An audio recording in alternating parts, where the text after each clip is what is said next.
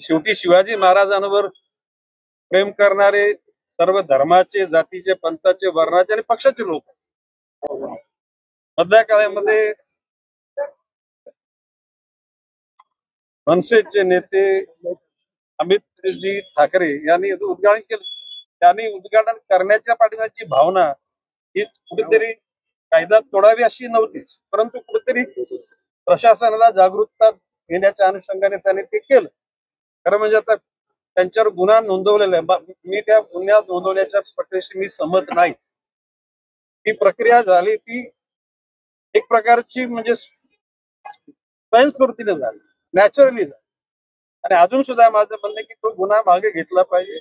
आणि शेवटी छत्रपती शिवाजी महाराजांच्या विषयी सगळ्यांच्याच निष्ठा आहे. म्हणजे या देशातला हिंदू, मुसलमान, बौद्ध, ख्रिश्चन, जैन, शीख असा कुठला समाज नाही की ज्याला छत्रपती शिवाजी महाराजांच्या विचारसरणीविषयी आणि त्यांच्या कर्तृत्वाविषयी अभिमान नाही. म्हणून घटना ती घडली ती दुःखदायक होती, परंतु ती का घडली हे पण समजण्यासारखं. आणि आज माननीय आयुक्त कैलासजी शिंदे आणि माननीय मुख्यमंत्र्यांना पण सांगितलं, दोन्ही उपमुख्यमंत्र्यांना पण सांगितलं आणि सर्वच घटकांना सांगितलं की आज आपण उद्घाटन करूया. आणि आज उद्घाटन झालेलं आहे. ही कटुता नाहीशी व्हावी, या ठिकाणी अतिशय चांगल्या प्रकारचं वातावरण व्हावं.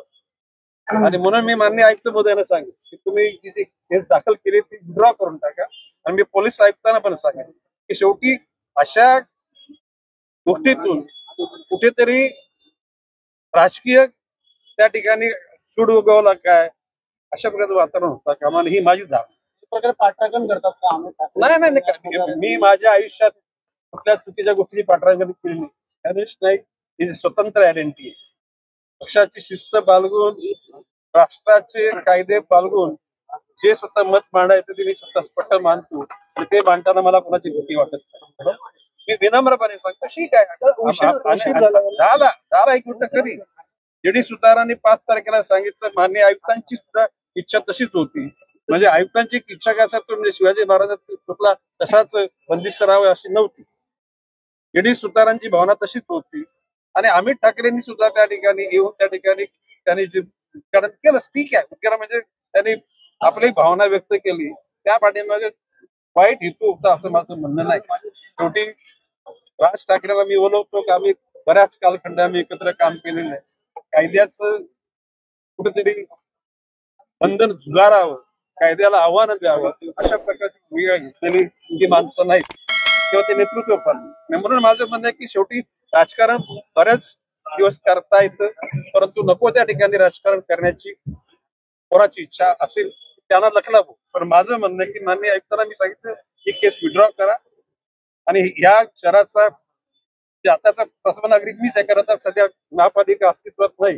जे 2 मी आहे ना म्हणतातही त्याच्यात मी मंत्री आहे म्हटल्यानंतर पहिला नागरिक मीच आहे. तर मी माननीय आयुक्त महोदयांना सांगतो ही केस विड्रॉ करून टाका, जेणेकरून कटुता संपुष्टात येईल.